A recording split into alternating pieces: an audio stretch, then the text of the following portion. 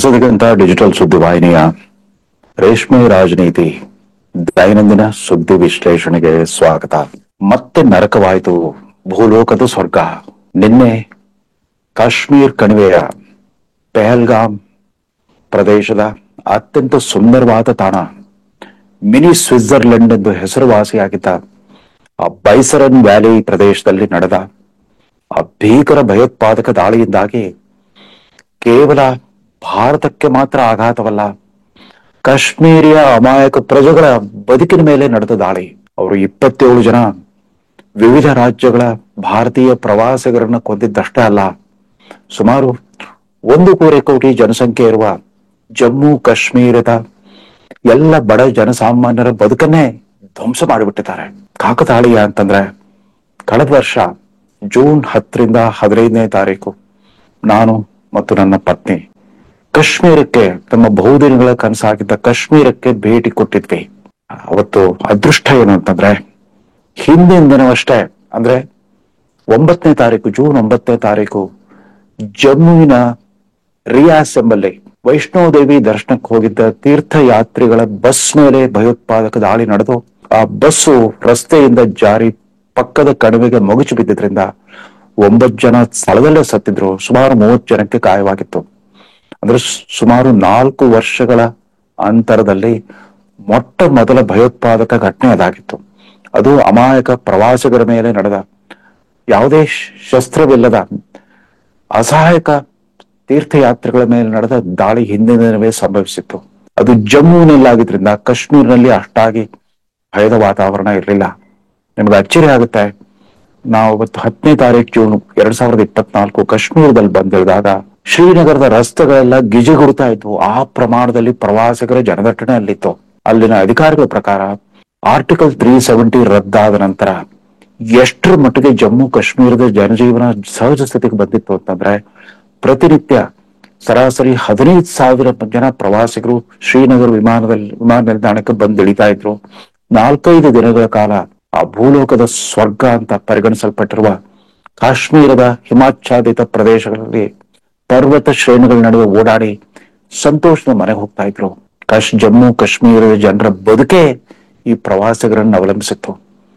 ಈ secular democratic republic, ಜಾತ್ಯತೀತ ಪ್ರಜಾಸತ್ತಾತ್ಮಕ ಗಣರಾಜ್ಯ ಅಂತ ನಾವು ಭಾರತಕ್ಕೆ ಕರಿತೀವಲ್ಲ, ಆ ಹಿಂದೂ ಮುಸ್ಲಿಂ ಸಹಬಾಳ್ವೆಯ ಒಂದು ಮಾದರಿ ಅಂತಿತ್ತು ಆ ಜಮ್ಮು ಕಾಶ್ಮೀರದ ಬದುಕು. ಯಾಕೆಂತಂದ್ರೆ, ರಾಜಧಾನಿ ಶ್ರೀನಗರದಲ್ಲಿರೋ ಆ ಮುಕುಟಪ್ರಾಯವಾಗಿರೋ ಆ ದಾಲ್ ಸರೋವರವನ್ನ ಅವಲಂಬಿಸಿ 1,60,000 ಕುಟುಂಬಗಳು ತಮ್ಮ ಬದುಕನ್ನು ಸಾಗಿಸ್ತಾ ಇವೆ. ದಾಲ್ ಸರೋವರದಲ್ಲಿ ಆ ಯಾಂತ್ರಿಕ ದೋಣಿ ಚಲಾಯಿಸೋ ಆ ನಾವಿಕರಿಂದ ಹಿಡಿದ್ಬಿಟ್ಟು ಅಲ್ಲೊಂದು ತೇಲುವ ಮಾರುಕಟ್ಟೆನೇ ಇದೆ. ಕಾಶ್ಮೀರದ ಎಲ್ಲ ಪರಂಪರಾಗತ ಕರಕುಶಲ ವ್ಯಕ್ತಿಗಳು, ಕಾರ್ಪೆಟ್ಗಳು, ಶಾಲ್ಗಳು ಇತ್ಯಾದಿಗಳ ಒಂದು ಕಮರ್ಷಿಯಲ್ ಸ್ಟ್ರೀಟ್ ಆ ಸರೋವರದ ಮಧ್ಯದಲ್ಲಿಯೇ ನಿರ್ಮಾಣ ಮಾಡಿದ್ದಾರೆ. ಅಲ್ಲಿ ಸಂಚಾರ ಮಾಡಿ ಶಾಪಿಂಗ್ ಮಾಡೋ ಒಂದು ಅನುಭವವೇ ಬಹಳ ವಿಶಿಷ್ಟವಾಗಿತ್ತು. ಈ ರೀತಿ ಸುಂದರವಾಗಿದ್ದ ಕಾಶ್ಮೀರದಲ್ಲಿ ಕಾಶ್ಮೀರಿಗೆ ಪ್ರವಾಸಕ್ಕೆ ಹೋದವ್ರಿಗೆಲ್ಲ ಮುಖ್ಯವಾಗಿ ಶ್ರೀನಗರ, ದಾಲ್ ಲೇಕು, ಶ್ರೀನಗರದಲ್ಲಿರೋ ಮೊಘಲ್ ಗಾರ್ಡನ್, ಅದಾದ ನಂತರ ಸೋನಾಮಾರ್ಗ್, ಗುಲ್ಮಾರ್ಗ್ ಮತ್ತು ಪೆಹಲ್ಗಾಮ್ ಇವೇ ಅತ್ಯಂತ ಆಕರ್ಷಕ ಪ್ರವಾಸಿ ತಾಣಗಳಾಗಿದ್ವು. ಅಂಥದ್ರಲ್ಲಿ ನಿನ್ನೆ ಏಕಾಏಕಿ ನಡೆದಿರೋ ಈ ಭಯೋತ್ಪಾದಕ ದಾಳಿಯಲ್ಲಿ ಕರ್ನಾಟಕದ, ಇದುವರೆಗೆ ದಾಖಲಾಗಿರೋ ಕರ್ನಾಟಕದ 3 ಸೇರಿದಂತೆ 27 ಮಂದಿ ಅಮಾಯಕ ಪುರುಷರು ಹತ್ಯೆ ಆಗಿದ್ದಾರೆ. ಅವರ ಜೊತೆಗೆ ಬಂದಿದ್ದ ಅವರ ಜೀವನ ಸಂಗಾತಿಗಳನ್ನ ಹಾಗೆ ಬಿಟ್ಬಿಟ್ಟು ಅವ್ರಿಗೆಲ್ಲ ಸಂದೇಶ ಕೊಟ್ಟು ಹೋಗಿದ್ದಾರೆ. ಹೋಗಿ ನಿಮ್ ಮೋದಿಗೆ ಹೇಳಿ ಅನ್ನೋ ಒಂದು ಕೆಟ್ಟ ಕುಯುಕ್ತಿಯ ಸಂದೇಶವನ್ನು ಕೊಟ್ಬಿಟ್ಟು ಪರಾರಿಯಾಗಿದ್ದಾರೆ. ಇದಕ್ಕೆ ಮುನ್ಸೂಚನೆ ನೋಡಿ, ಕೇವಲ 3 ದಿನಗಳ ಹಿಂದೆ ಅಂದ್ರೆ ಕಳೆದ ವಾರಾಂತ್ಯದಲ್ಲಿ ಆಸಿಫ್ ಮುನೀರ್ ಅವರೊಂದು ಇದ್ದಕ್ಕಿದ್ದಂತೆ ಪಾಕಿಸ್ತಾನ್ ರಾಷ್ಟ್ರ ಸ್ಥಾಪನೆ ಇತಿಹಾಸವನ್ನ ನೆನಪಿಸ್ಕೊಟ್ಟಿದ್ರು. ಅನಿವಾಸಿ ಪಾಕಿಸ್ತಾನಿ ಗಣ್ಯರ ಒಂದು ಸಮಾವೇಶದಲ್ಲಿ ಆತ ಮಾತಾಡ್ತಾ, ನಾವು ಟ್ರೂ ನೇಷನ್ ಥಿಯರಿಯನ್ನ ಮರಿಬಾರದು, ಇವತ್ತಿನ ತಲೆಮಾರಿನ ಮಕ್ಕಳಿಗೆಲ್ಲ ಅದನ್ನ ಹೇಳ್ಕೊಡ್ಬೇಕು. ಯಾಕಂದ್ರೆ ಹಿಂದೂಗಳು ಮತ್ತು ಮುಸ್ಲಿಮರು ಅನ್ನೋದು 2 ಪ್ರತ್ಯೇಕ ರಾಷ್ಟ್ರಗಳು.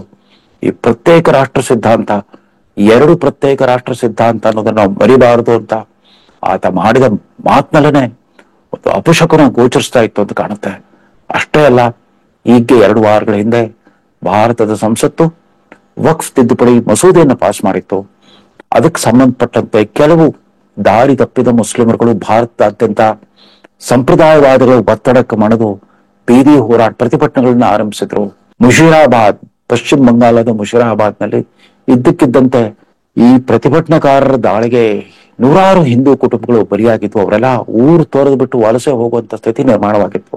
ಇಂಥ ವಾತಾವರಣದಲ್ಲಿನೇ ಪಾಕ್ ಸೇನಾಪತಿಯ ಮಾತುಗಳು ಈ ಬರುವ ಗಂಡಾಂತರದ ಅಪಾಯದ ಮುನ್ಸೂಚನೆ ಅಂತಿದ್ವು. ಅದ್ಯಾಕೋ ಅಷ್ಟೊತ್ತಿಗಾಗ್ಲೇ ಜಮ್ಮು ಕಾಶ್ಮೀರದ ರಾಜ್ಯ ಸರ್ಕಾರ ಮುಂಜಾಗ್ರತಾ ಕ್ರಮಗಳನ್ನು ಕೈಗೊಳ್ಳಬೇಕಾಗಿತ್ತು.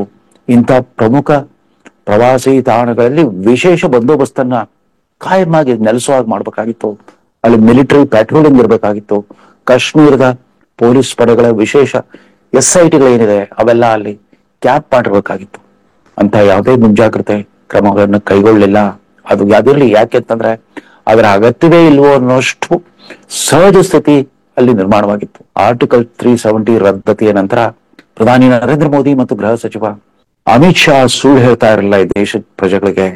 ಪಾಕಿಸ್ತಾನಿ ಭಯೋತ್ಪಾದನೆಯನ್ನ 99% ನಿಗ್ರಹಿಸಿದ್ರು, ನಿಯಂತ್ರಣಕ್ಕೆ ತಂದಿದ್ರು. ಅಲ್ಲಲ್ಲಿ ನಡೀತಾ ಇದ್ದ ಸಣ್ಣ ಪುಟ್ಟ ಕಾಳಗಳು ಬಿಟ್ರೆ ಎಲ್ಲೂ ಕೂಡ ನಿರಾಯುಧ ಪ್ರವಾಸಿಗರ ಮೇಲೆ ದಾಳಿ ನಡೀತಾ ಇರಲಿಲ್ಲ. ಅಲ್ಲಿ ನಿನ್ನೆ ನಡೆದ ದಾಳಿಯ ವಿಶೇಷತೆ ಏನಂತಂದ್ರೆ, ಅವರು ಹತ್ಯೆ ಮಾಡಿದ ಪ್ರತಿಯೊಬ್ಬ ಗಂಡಸರಿಗೂ ನಿನ್ನ ಧರ್ಮ ಯಾವುದು ಅಂತ ಪರೀಕ್ಷೆ ಮಾಡಿ ಕೊಂದಿದ್ದಾರೆ. ನೀನ್ ಮುಸ್ಲಿಂ ಅಲ್ವಾ, ಹಾಗಾದ್ರೆ ಸತ್ತು ಹೋಗು ಅಂತಂದ್ಬಿಟ್ಟು. ಸಂಗಾತಿಯನ್ನು ಕಳ್ಕೊಂಡ ತಮ್ಮ ಅವರ ಪತ್ನಿಯರು, ಅವರ ವಿಧವಾ ಪತ್ನಿಯರು ನನ್ನನ್ನು ಕೊಂದ್ಬಿಡು ಅಂತ ಕೇಳಿದಾಗ, ಇಲ್ಲ ನಿಮ್ಮನ್ನು ಕೊಲ್ಲಲ್ಲ, ನಿಮ್ ಮೋದಿಗೆ ಹೋಗಿ ಹೇಳುವಂತ ಕೆಟ್ಟ ಮಾತಿನಲ್ಲಿ ಅವ್ರು ಸಂದೇಶ ಕೊಟ್ಟಿರೋದು ನಡೆದ್ರೆ, ಪಾಕಿಸ್ತಾನ ಅನ್ನೋ ಈ ನಮ್ಮ ದಾಯಾದಿ ರಾಷ್ಟ್ರ ಏನಿದೆ ಅವ್ರಿಗೆ ಇವತ್ತಿಗೂ ಕೂಡ ಭಾರತ ಕುರಿತಾದ ದ್ವೇಷ, ಹಿಂದೂ ಧರ್ಮ ಕುರಿತಾದ ಒಂದು ಅಸಹನೆ ಇವತ್ತಿಗೂ ತಣ್ಣಗಾಗೇ ಇಲ್ಲ. ಅನೇಕ ಬಾರಿ ಭಾರತದ ಮೇಲೆ ದಾಳಿ ಮಾಡಿ ಹೀನಾಯವಾದ ಸೋಲನ್ನಪ್ಪಿದ್ದಾರೆ, ಘೋರವಾದ ಅವಮಾನವನ್ನು ಅನುಭವಿಸಿದ್ದಾರೆ. ಕಾರ್ಗಿಲ್ ಯುದ್ಧದಲ್ಲೂ ಕೂಡ ಪರಾಭವವನ್ನ ಅನುಭವಿಸಿದ್ರು ಪಾಕಿಸ್ತಾನ. ಅದು ಇಂದಿರಾ ಗಾಂಧಿ ಅವರ ಕಾಲದ ಬಾಂಗ್ಲಾದೇಶ್ ವಿಮೋಚನಾ ಸಮರವಾಗ್ಲಿ, ಲಾಲ್ ಬಹದ್ದೂರ್ ಶಾಸ್ತ್ರಿ ಅವರ ಕಾಲದಲ್ಲಿ ನಡೆದ ಕಾಳಗವಾಗ್ಲಿ, ಪ್ರತಿ ಬಾರಿ ಕೂಡ ಪಾಕಿಸ್ತಾನಕ್ಕೆ ಹಿನ್ನಡೆ ಆಗಿತ್ತು. ಪಾಕಿಸ್ತಾನ ರಾಷ್ಟ್ರದ ಒಡೆದೋಗ್ಬಿಟ್ಟು ಬಾಂಗ್ಲಾದೇಶ್ ನಿರ್ಮಾಣವಾಗಿತ್ತು. ಅಂದ ಹಾಗೆ ಕಳೆದ ವರ್ಷ ಆಗಸ್ಟ್ 5ರಂದು ಬಾಂಗ್ಲಾದೇಶದಲ್ಲಿ ನಡೆದ ನಾಗರಿಕ ದಂಗೆ ಮತ್ತು ಅಲ್ಲಿ ಅಸ್ತಿತ್ವಕ್ಕೆ ಬಂದ ಸಂವಿಧಾನ ವಿರೋಧಿ ಸರ್ಕಾರ, ಅಲ್ಲೊಂದು ಅತಂತ್ರ ಸರ್ಕಾರ ರಚನೆ ಆಯಿತು. ಮೊಹಮ್ಮದ್ ಯೂನುಸ್ ಅನ್ನೋ ಒಬ್ಬ ನೊಬೆಲ್ ಪ್ರಶಸ್ತಿ ವಿಜೇತ ಆರ್ಥಿಕ ತಜ್ಞ ಅದ್ಯಾಗೋ ಪಾಕಿಸ್ತಾನದ ಏಜೆಂಟ್ ತರ ಅಲ್ಲಿ ಬಂದು ಕುಕ್ಕರಿಸಿದ್ದಾನೆ. ಆ ಬಾಂಗ್ಲಾದೇಶ್ ವಿಮೋಚನಾ ಸಮರದ ಇತಿಹಾಸವನ್ನೇ ಅಳಿಸಾಕೋ ರೀತಿಯಲ್ಲಿ ಇತ್ತೀಚಿನ ಘಟನಾವಳಿಗಳೇನಿದ್ವು, ಬಹುಶಃ ಅವು ಕೂಡ ಈ ಪಾಕಿಸ್ತಾನಿ ಪ್ರಚೋದಿತ ಭಯೋತ್ಪಾದಕರಿಗೆ ಹೊಸ ಹುಮ್ಮಸ್ಸನ್ನ ಕೊಟ್ಟಿರಬಹುದು, ಹೊಸ ಒಂದು ಆಶಾಭಾವನೆ ಉಂಟು ಮಾಡಬಹುದು. ಈಗ ಕಾಲ ಪ್ರಶಸ್ತವಾಗಿದೆ. ಭಾರತ ಕೇವಲ ಪಶ್ಚಿಮ ಭಾಗದಲ್ಲಿ ಮಾತ್ರವಲ್ಲ, ಪೂರ್ವ ಭಾಗದಲ್ಲೂ ಕೂಡ ಈಗ ಒಂದು ಶತ್ರು ರಾಷ್ಟ್ರವನ್ನ ಎದುರಿಸಬೇಕಾಗಿ ಬಂದಿದೆ. ಒಂದ್ ಕಡೆ ಭಾರತ ವಿರೋಧಿ ನಿಲುವು ತಾಳಿರುವ 50 ವರ್ಷಗಳ ನಂತರ ಏಕಾಏಕಿ ಭಾರತ ವಿರೋಧಿ ನಿಲುವು ತಾಳಿರುವ ಬಾಂಗ್ಲಾದೇಶ, ಮತ್ತೊಂದ್ ಕಡೆ ಪಾಕಿಸ್ತಾನ, ಇವೆರಡೂ ರಾಷ್ಟ್ರಗಳು ಕೂಡ ಇವತ್ತು ಭಾರತ ವಿರೋಧಿ ನಿಲುವು ತಾಳಿದಾಗ ನಿನ್ನೆಯ ಘಟನೆ ನಡೆದಿದೆ. ಇದು ಅದು ಕೇವಲ ಆ ಪ್ರವಾಸಿಗರ ಮೇಲೆ ನಡೆದ ದಾಳಿ ಮಾತ್ರವಲ್ಲ, ಇಡೀ ಜಮ್ಮು ಕಾಶ್ಮೀರದ ಜನರ ಬದುಕೆ ಪ್ರವಾಸಿಗರನ್ನ ಅವಲಂಬಿಸಿತ್ತು. ಅಲ್ಲಿ ಪ್ರತ್ಯಕ್ಷ ಹೋಗಿ ನೋಡಿ ಬಂದವ್ರಿಗೆ ಗೊತ್ತಾಗ್ತಾ ಇತ್ತು. ಆ ಶ್ರೀನಗರದ ಹೋಟೆಲ್ ಮಾಲೀಕರಿಗಾಗಲಿ, ರೆಸ್ಟೋರೆಂಟ್ ಮಾಲೀಕರಿಗಾಗ್ಲಿ, ಆ ದೋಣಿ ನಡೆಸ್ತಾ ದಾಲ್ ಸರೋವರದಲ್ಲಿ ದೋಣಿ ಚಲಾಯಿಸ್ತಿದ್ದ ನಾಯಕರುಗಳಾಗ್ಲಿ, ಪಹಲ್ಗಾಮ್, ಗುಲ್ಮಾರ್ಗ್ ಇತ್ಯಾದಿ ಪ್ರವಾಸಿ ಧಾಮಗಳಿಗೆ ಕೊಂಡೊಯ್ತಾ ಇದ್ದ ಆ ಪ್ರವಾಸಿ ಗೈಡ್ಗಳಾಗ್ಲಿ, ಎಲ್ಲರೂ ಕೂಡ ಭಾರತದ ಪ್ರವಾಸಿಗರನ್ನ ದೇವ್ರ ತರ ಆರಾಧಿಸ್ತಾ ಇದ್ರು. ಕಾಶ್ಮೀರಿಯಾತ್ ಮತ್ತು ಇನ್ಸಾನಿಯಾತ್. ಮಾಜಿ ಪ್ರಧಾನಿ ದಿವಂಗತ ಅಟಲ್ ಬಿಹಾರಿ ವಾಜಪೇಯಿ ಅವರು ಆಗಾಗ ಹೇಳ್ತಾ ಇದ್ರು, ಆ ಕಾಶ್ಮೀರಿ ಆತಿಥ್ಯ, ಅವರ ಸಂಸ್ಕೃತಿ, ಸಭ್ಯತೆ ಮತ್ತು ಅವರ ಜೀವನ ಶೈಲಿ ಅದು ಭಾರತೀಯರಿಗೆಲ್ಲರೂ ಮಾದರಿ ಆಗ್ಬೇಕು ಅಂತ ಹೇಳ್ತಾ ಇದ್ರು. ಕಾಶ್ಮೀರಿಯತ್ ನಲ್ಲೇನೆ ಇನ್ಸಾನಿಯತ್, ಮಾನವತಾವಾದ ಮತ್ತು ಕಾಶ್ಮೀರಿಯತ್ ಎರಡು ಪರಸ್ಪರ ಬೆಸ್ತುಕೊಂಡ ರೀತಿಯಲ್ಲಿ ಆ ಕಾಶ್ಮೀರದ ಜನರು, ಅಲ್ಲಿನ ವ್ಯಾಪಾರಿಗಳು, ಉದ್ಯೋಗಸ್ಥರು ಎಲ್ಲರೂ ಕೂಡ ಪ್ರವಾಸಿಗರನ್ನ ಆರಾಧಿಸ್ತಾ ಇದ್ರು. ಭಾರತದ ಪ್ರವಾಸಿಗರನ್ನೇ ಅವರ ಬದುಕು ಅವಲಂಬಿಸಿತ್ತು. ಅದ್ಯಾಕೋ ಇದ್ದಕ್ಕಿದ್ದ ಪಾಕಿಸ್ತಾನಕ್ಕೆ ಒಂದಾದ್ಮೇಲೆ ಒಂದರಂತೆ ಕಿರಿಕಿರಿ ಆಗೋ ಘಟನಾವಳಿಗಳು ಭಾರತದಲ್ಲಿ ನಡೆದಿದ್ದೆ ಈ ಘಟನೆಗೆ ಕಾರಣವಾಗಿರಬಹುದು. ಯಾಕೆಂತಂದ್ರೆ ಕಳೆದ ವರ್ಷ ಅಲ್ಲಿ ಲೋಕಸಭಾ ಚುನಾವಣೆ ಮತ್ತು ತದನಂತರ ಅಸೆಂಬ್ಲಿ ಚುನಾವಣೆಗಳೆಲ್ಲವೂ ಕೂಡ ಶಾಂತಿಯುತವಾಗಿ ನಡೆದವು.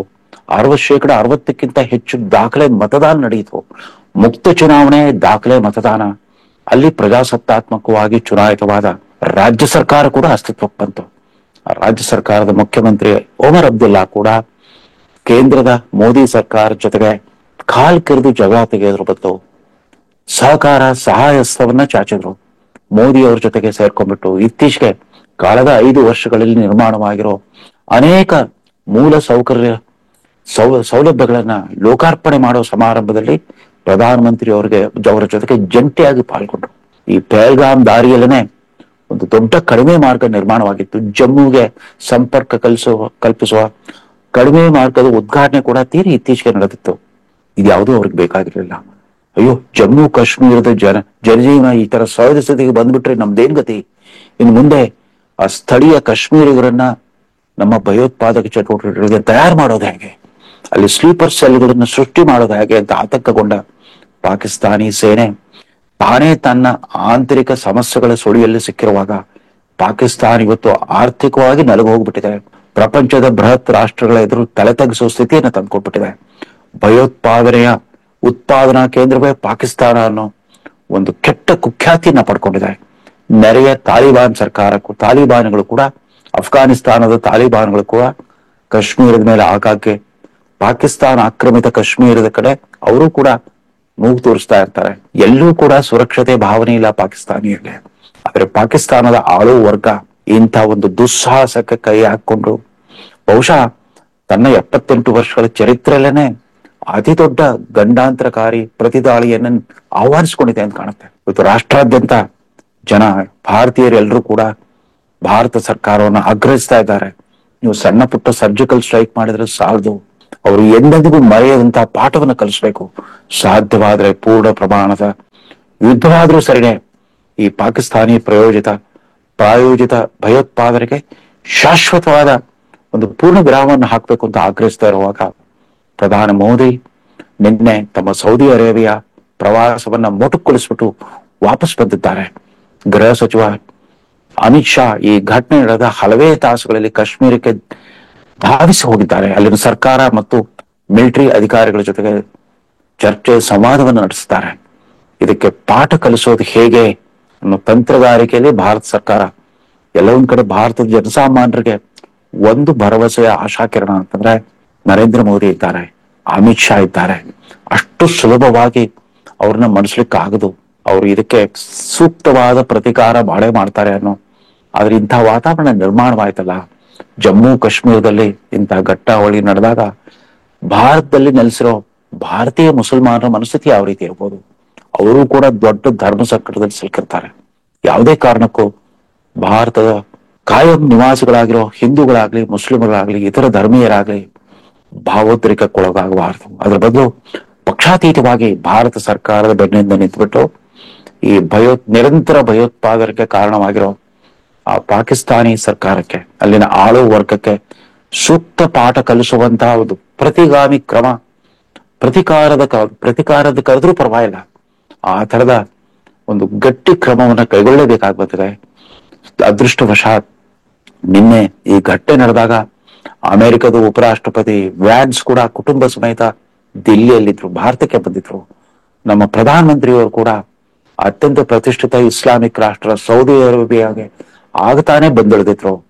ಇಂಥ ಸಮಯವನ್ನ ಆರಿಸ್ಕೊಂಡ್ಬಿಟ್ಟು ಅವ್ರು ನಡೆಸಿದ್ದಾರೆ ಅಂತಂದ್ರೆ ಇದು ಕೇವಲ ಅಲ್ಪಾವಧಿಯ ಉದ್ದೇಶ ಅಲ್ಲ, ಇದು ದೀರ್ಘಾವಧಿಯ ಅಶಾಂತಿ, ಅತಂತ್ರ ಮತ್ತು ಅರಾಜಕತೆ ಸೃಷ್ಟಿ ಮಾಡುವ ಒಂದು ದುಷ್ಟ ಆಲೋಚನೆ ಇದ್ರ ಹಿಂದಿದೆ. ಈ ಭಾರತ ದ್ವೇಷಿ ಭಾವನೆಗಳನ್ನ ಶಾಶ್ವತವಾಗಿ ಹೊಡೆದು ಹಾಕುವ ರೀತಿಯಲ್ಲಿ ಭಾರತ ಸರ್ಕಾರ ಕ್ರಮ ಕೈಗೊಳ್ಳುತ್ತೆ ಅಂತ ಆಗ್ರಹಿಸ್ತಾ ಈ ಸಂಚಿಕೆಯನ್ನು ಮುಗಿಸ್ತಾ ಇದ್ದೇನೆ. ನಮಸ್ಕಾರ.